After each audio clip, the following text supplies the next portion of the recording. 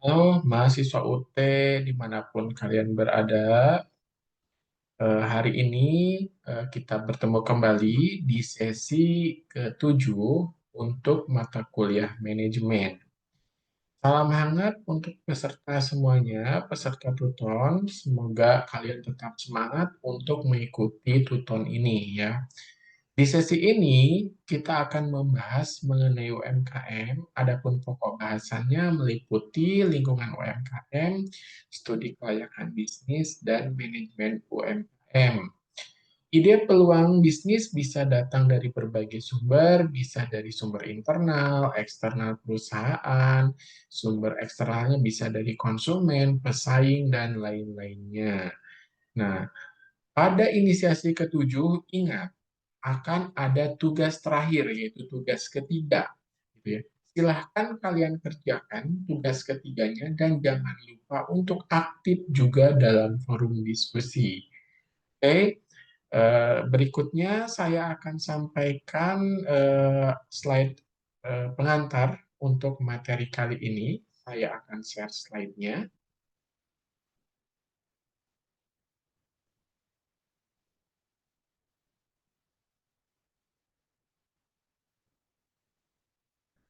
Seperti yang Anda lihat dalam slide, ya, gitu ya.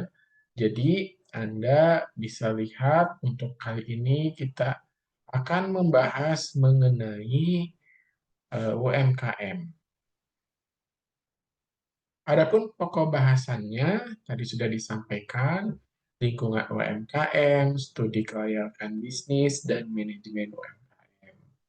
Nah, dalam lingkungan UMKM itu ada definisi, peran, dan karakteristiknya termasuk badan hukum ya.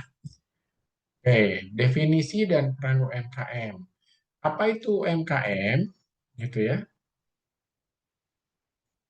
Jadi, UMKM atau usaha mikro kecil menengah ini adalah usaha produktif milik perorangan dan atau badan usaha perorangan yang memenuhi kriteria usaha mikro yang diatur sebagaimana dalam undang-undang.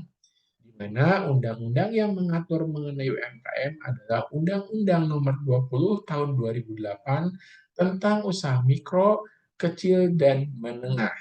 Nah, itu pengertian UMKM berdasarkan undang-undang ya.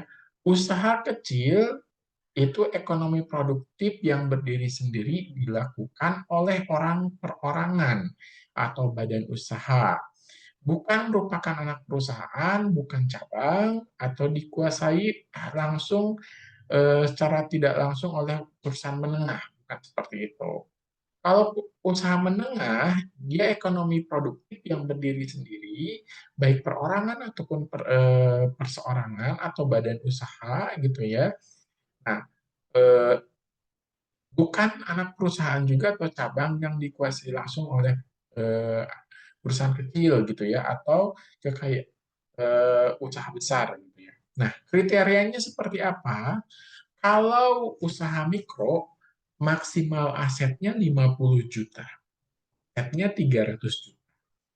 Kalau usaha kecil, itu asetnya lebih dari 50 juta sampai 500 juta. 50 sampai 500 itu usaha kecil dengan omsetnya 300 juta sampai 2,5 miliar.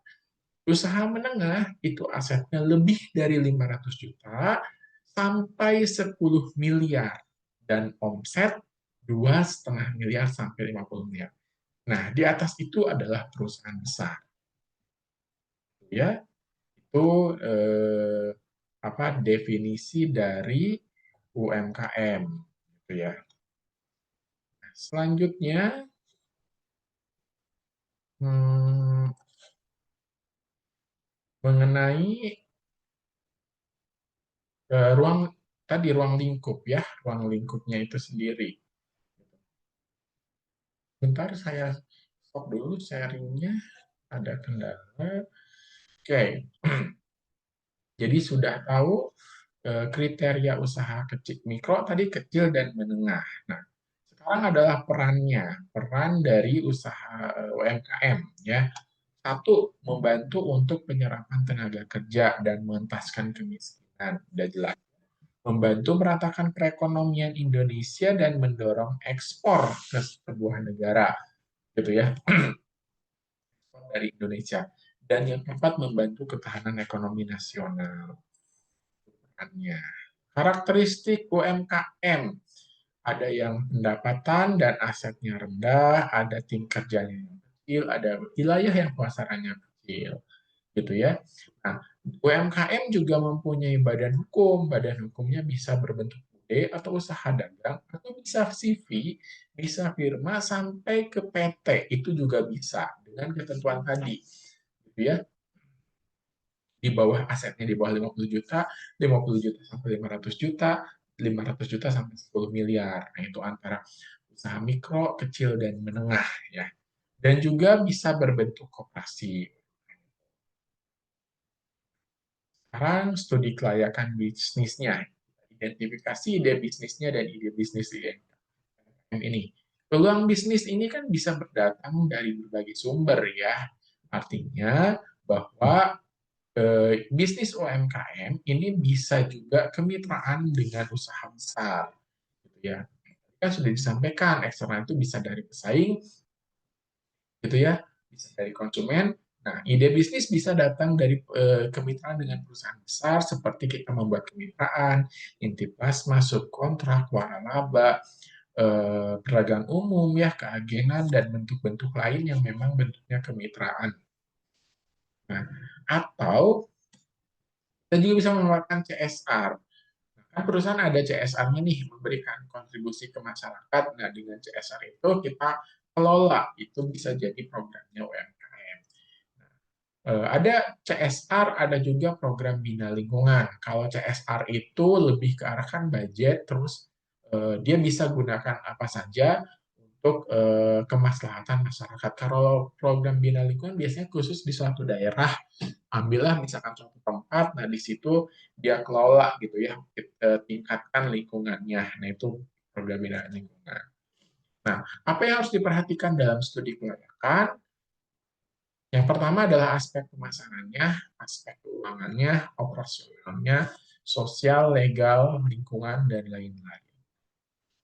Nah, dalam sebuah UMKM diperlukan juga manajemen, atau kita bilangnya manajemen UMKM. Apa saja yang harus dimanage? Pertama, akuntansinya, yaitu sistem pencatatan keuangan. Yang kedua, manajemen keuangan, yaitu mengelola keuangannya, tadi kalau akuntansi catatannya, pemasarannya, sumber daya manusia, dan operasinya. Itu harus apa namanya tuh diperhatikan, dikelola. Nah, di sini untuk akuntansi dan manajemen keuangan karena beririsan gitu ya. Ini merupakan tugas dari seorang manajer keuangan, jadi memang harus ada yang mengelolanya, termasuk di dalamnya keputusan investasi, pendanaan, modal kerja untuk UMKM, dan menggunakan neraca untuk menghitung siklus kas, artinya mulai diadministrasikan ya. Jadi dihitung. Dari sisi pemasaran, sudah mulai nih bagaimana memasarkannya. Dilihat segmennya siapa, targetnya siapa, posisi kitanya seperti apa. Jadi segmenting, targeting, dan positioning atau disingkat STP. Nah, ini juga harus mulai diperhatikan. Terus strategi marketing mix-nya yang 4P, baik dan juga 7P ya. Kalau jasa, kalau 4P terdiri dari product, price, and promotion. Kalau jasa ditambah people, physical evidence, dan proses gitu ya. Jadi nanti kalau 4P untuk barang, kalau 7P untuk termasuk riset pemasarannya. Di dalamnya juga SDM, bagaimana proses pengrekrutannya, pengelolaan sumber daya manusianya, dan proses manajemen operasinya gitu ya, dari mulai feed forward-nya, cara apa namanya itu proses produksinya, karnya, feedback-nya, dan juga lain-lain. Itu nanti bisa kalian baca di RBV gitu ya. Oke, sekian untuk inisiasi ketujuh gitu ya, pengantarnya. Jangan lupa saya ingatkan kembali untuk mengerjakan tugas terakhir, yaitu tugas ketiga, dan mengerjakan aktif dalam diskusi. Sekian dari saya, semoga kalian terus semangat sampai akhir. Sampai jumpa di pertemuan berikutnya.